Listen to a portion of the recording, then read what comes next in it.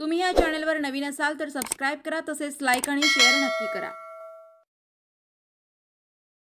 253 सांगोला विधानसभा मतदारसंघात मतविभागणीमुळे शहाजीबापू पाटील यांना बसला फटका।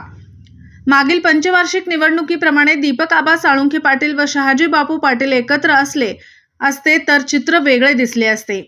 मुख्यमंत्री एकनाथ शिंदेंबरोबर गुवाहाटीच्या गेलेल्या शहाजीबापू पाटील यांच्या सोबत गेलेल्या इतर 4 आमदारांचाही त्यांच्या मतदारसंघात पराभव। मतविभागणीचा नाही तर मी दीपक आबा साळुंखे यांना सोबत घेऊन काम केले याचा मला या निवडणुकीत फटका बसला। माननीय आमदार शहाजीबापू पाटील, सांगोला 5 वर्ष एकत्रित काम केलं आणि निवडणुकीपूर्वी अचानक आम्ही दोघे वेगवेगळे झाल्यामुळे आपली माणसं विस्कळीत झाली।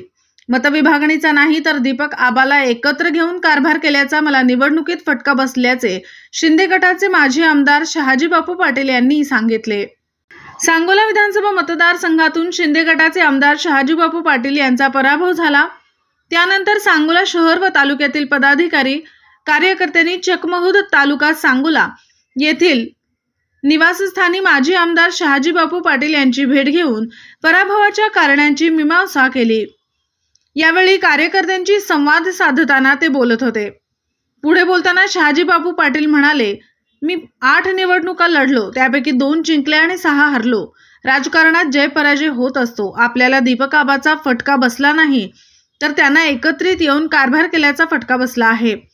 त्यामुळे कार्यकर्त्यांनी खचून जाऊ नये आणि मीही पराभवामुळे खचून गेलो नाही, उलट नेटाने कामाला लागतो। मुख्यमंत्री शिंदे साहेब यांच्याकडून काहीतरी पदरात पाडून घेऊन सर्वजण मिळून पुन्हा जोमाने कामाला लागू असा विश्वास त्यांनी कार्यकर्त्यांना दिला।